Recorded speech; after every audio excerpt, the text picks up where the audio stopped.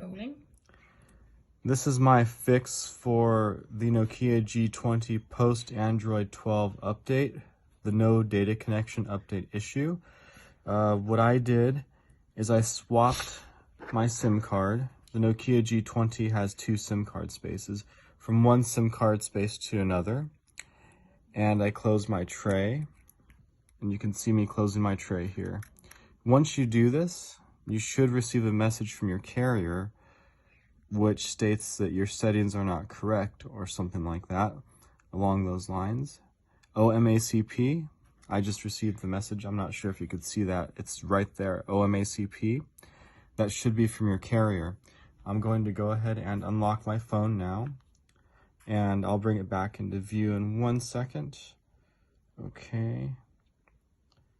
As you can see here, 2903, I believe that's T-Mobile's support line for their remote programming or whatever you might want to call it. It says that my settings are incorrect. Also, on my G20, a configuration message popped up here. I will go ahead and tap it. Once you tap that, you'll see recently, within the past few minutes, as I've made this video, I've made it a few times, there's a message from 10:25 p.m. and 10:29 p.m. I'll just go ahead and click the most recent message. And what I want to do now that I'm here, thank you very much, I will click either full install or custom install. I don't think either one matters. You can go back.